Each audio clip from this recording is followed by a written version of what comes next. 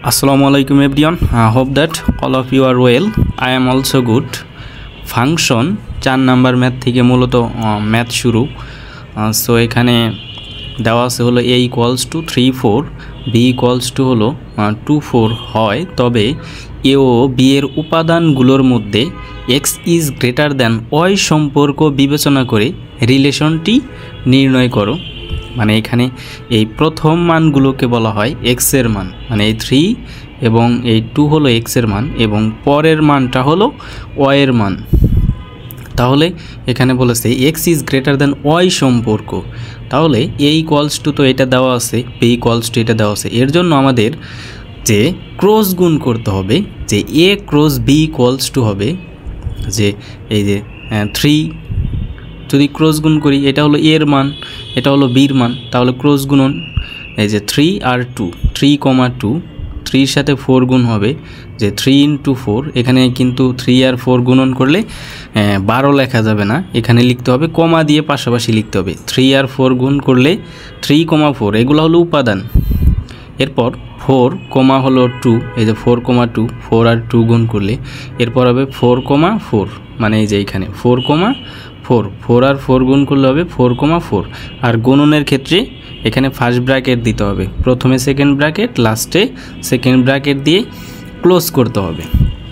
তাহলে এখানে আমাদের যে শর্ত দিয়েছিল x is greater than y, এই রিলেশনগুলোর মধ্যে কোথায় x এর মান y থেকে বড় আছে এটা গ্রহণযোগ্য, কারণ এখানে x এর মান y থেকে বড়। x এর মান 3, y এর মান হলো 2, এখানে তো x এর মান 3, y এর মান হলো 4, তাহলে এটা গ্রহণযোগ্য হবে না।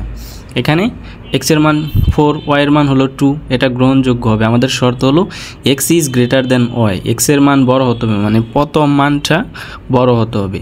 এটা তো 4,4, সো এটা তো ইকুয়াল হয়ে গেল, মানে সমান, তাহলে এটাও গ্রহণযোগ্য হবে না। তাহলে আমাদের যে প্রদত্ত সম্পর্ক অনুসারে যে আমাদের মান হবে আর ইকুয়ালস টু হলো এই যে 3,2 এবং 4,2। এরপর 5 নাম্বার যে c ইকুয়ালস টু হলো দেওয়া আছে 2,5 এবং d ইকুয়ালস টু হলো যে 4,6। c ও d এর উপাদানগুলোর মধ্যে x plus 1 is less than y সম্পর্কটি বিবেচনায় থাকে, তবে রিলেশনটি নির্ণয় করো। তাহলে c এর মান, এটা হলো d এর মান, এই রিলেশনের মধ্যে আমরা ক্রস গুণন করব। এটা না লিখলেও হবে, এখানে সরাসরি আমরা ক্রস গুণ করব। যেখানে এটা হলো c এর মান, এটা হলো d এর মান, তাহলে c ইন্টু d, এই যে ক্রস গুণ করলে সরি, সো 2,4 হবে। এরপর 2 দিয়ে 6, 2,6, এরপর 5 দিয়ে 5,4 এবং 5 এর সাথে 6 যাবে, মানে 5,6। সো এই গুণগুলো হবে যে 2,4। এরপর যে শর্ত দিয়েছিল আমাদের x এর মানের সাথে x এর মানের সাথে যদি 1 যোগ করি তারপরেও y থেকে ছোট হবে, মানে y এর মানটাই বড় থাকবে 1 যোগ করে যদি লেখার পরও। সো এই ক্রস গুণনে এখানে তাকাবো, এখানে যদি 1 যোগ করি 3 হবে, 3 তারপরও y বড় থাকে, তাহলে এটা গ্রহণযোগ্য। এটার সাথে যদি 1 যোগ করি তারপরে এখানে 3 হবে, এখানে 6 হবে, x এর মানের সাথে যদি 1 যোগ করি এটাও গ্রহণযোগ্য।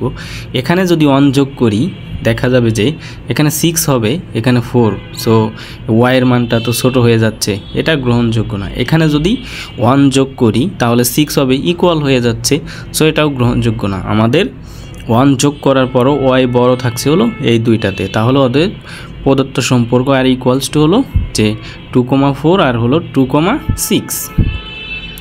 এরপর এই যে 6 নাম্বারটা যে একটা ফাংশন দেওয়া আছে যে f of x equals to হলো x to the power 4 plus 5x minus 3 হলে f অফ -1, f অফ 2 এবং f অফ হাফের মান নির্ণয় করো। সো আমাদের এই ফাংশন, তাহলে এটা হলো x আকারে দেওয়া আছে, এখানে f অফ x, এখানেও x।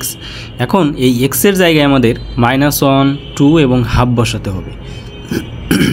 তাহলে দেখো এখানে তো ওই যে f of x equals to এটা দেওয়া ছিল যে x to the power 4 plus 5x minus 3, তাহলে f অফ 1 এর মান নির্ণয় করতে বলেছে। So f of -1 equals to x এর জায়গায় -1 বসাবো, সো x এর জায়গায় -1, তার উপরে হলো পাওয়ার 4 প্লাস 5 ইন্টু x এর জায়গায় -1 -3। এখন আমরা যদি -1 উপর 4 করি তাহলে দেখা যাবে 1ই থাকবে, +1 হবে, অর্থাৎ জোড় সংখ্যক 1 উপর মানে -1 উপর যদি জোড় সংখ্যক পাওয়ার থাকে তাহলে 1 হয়, তাহলে এটা 1ই হবে।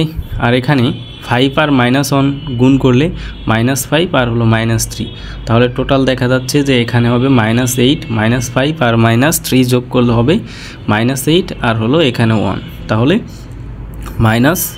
f অফ -1 এর মান হলো এখানে -7, -8 থেকে 1 +1 করলে এখানে -7। f অফ 2 মানে এখানে x এর জায়গায় 2 বসাবো আমরা, এই যে ফাংশন কিন্তু আমাদের মূল ফাংশন এইটাই, এখানে x এর জায়গায় 2 বসাবো, পাওয়ার 4 দিব, প্লাস 5 ইন্টু এই যে x এর জায়গায় 2 বসাবো -3। এখন 2কে যদি আমরা 2 এর উপর পাওয়ার যদি 4 দেই তাহলে 16 হবে, মানে 2 এর উপরে 4 মানে 4টা 2 গুণ মানে 16 হবে, এখানে হবে 5 দুগুণে 10 মাইনাস হলো 3, তাহলে এই দুইটা যোগ করলে তো হবে 26 মাইনাস হলো 3, এখন 26 থেকে -3 করলে হবে 23 অর্থাৎ 23। এখন হাফ অফ এভাবে মানে হাফ নির্ণয় করব, f অফ হাফ, এখন x এর জায়গায় হাফ বসাবো, পাওয়ার 4 দিব, প্লাস হলো 5 ইন্টু x এর জায়গায় যে এখানে x এর জায়গায় হলো হাফ মাইনাস হলো 3, তাহলে এখানে হবে 1/16, 2কে 4 করলে 16 হয়, 1 তো 1কে 4 করলে 1ই হবে। আর এখানে হলো যে এই যে 5/2 -3, এরপর লসাগু করব, 16 আর 2 এর লসাগু হলো আমাদের এখানে 16, 16 ভিতরে একবার যায়, উপরে 1 দ্বারা গুণ করব, 1ই হবে। এই 16 ভিতরে এই 2 মানে ভাগ করলে 8 হবে ভাগফল, এই ভাগফল দিয়ে উপরে গুণন মানে 5কে গুণন, 5 ইন্টু 8 মানে 40 হবে, এরপরে -3, এখানে তো কিছু নেই মানে 1 আছে, 1 দ্বারা যদি 16কে ভাগ করি তাহলে 16ই হবে, মানে 3 16 48 হবে, তাহলে এখানে 1 আর 40 যোগ করলে হবে 41, মাইনাস হলো এই যে 48, তাহলে এখানে যদি -48 থেকে +16 করলে দেখা যাবে -7 আসবে, ডিভাইডেড বাই হলো 16, এটাই হলো আমাদের মানে এই হাফের মান, f অফ হাফের মান। তাহলে অতএব নির্ণয় -1 ছিল, f অফ -1 -7, f অফ -2 হলো 23 এবং f অফ হাফ হলো -7/16। Thank you.